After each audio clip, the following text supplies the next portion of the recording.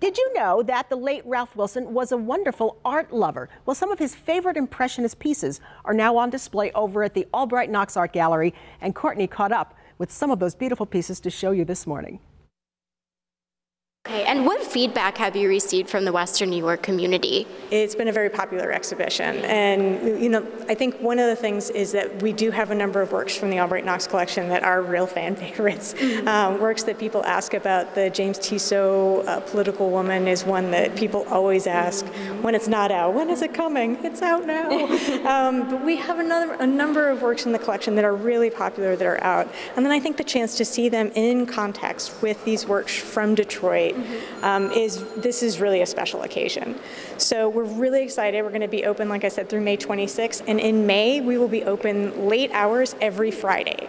Oh, so that's a treat. Yeah, it is. Yeah. We're really excited. The first Friday, of course, we always have First Friday. We're open 10 to 10, but then every Friday for the rest of the month will be open until 8 o'clock.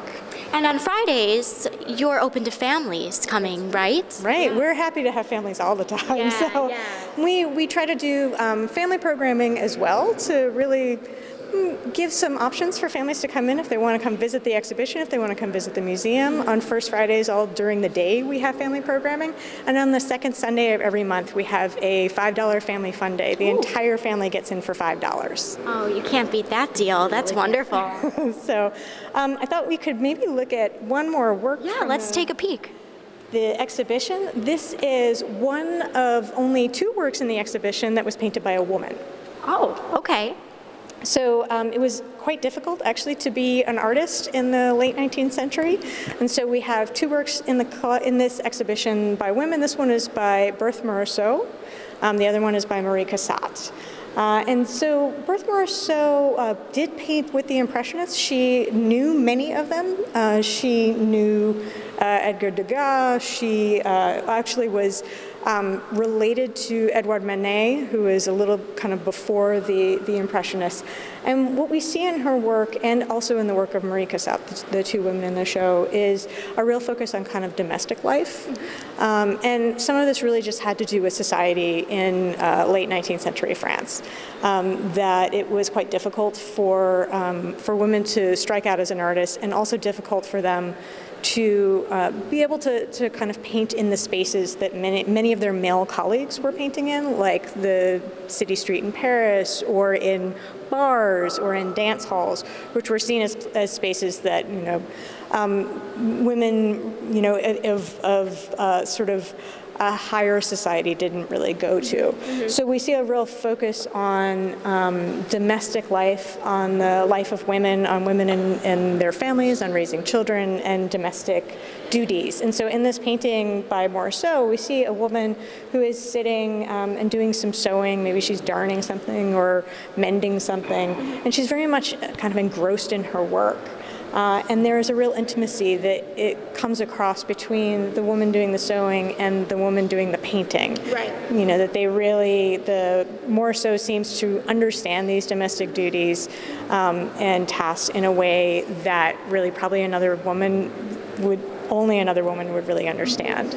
But we see the sort of that very quick brushwork, the kind of only an impression of the objects in the background. If you look at the sort of vase on the shelf behind her, the brushwork looks so quick, it kind of matches what you think of as being the quick handwork of the woman in the painting.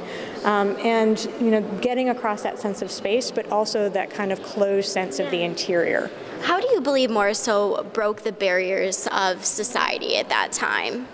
I think she did it by actually being a painter and really having a career as a painter. And even though she did end up kind of focusing on that sort of interior life that was typical for a woman of her class at the time, at the same time, striking out as a painter was not something that people did. And she was known. She did actually have a reputation. She went as a young woman to the Louvre and to other museums to go copy the old masters. And so that's how she learned, rather than going off to the academy.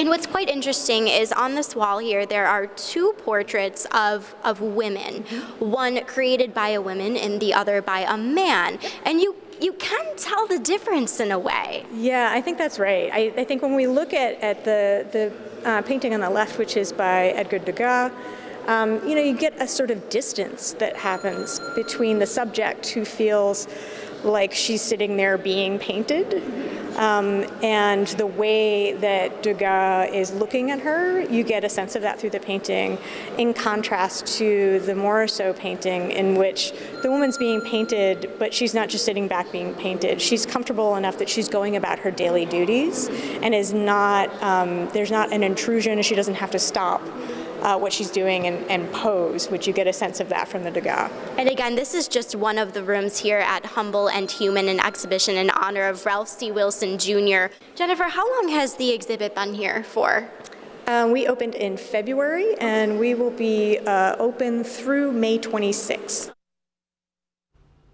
So this is a perfect day to go and enjoy this Humble and Human, an exhibition in honor of Ralph C. Wilson, Jr. The pieces are absolutely unbelievable, and you'll learn so much about that period of Impressionism. On view now until May 26th at the Albright Knox Art Gallery. Such a great job.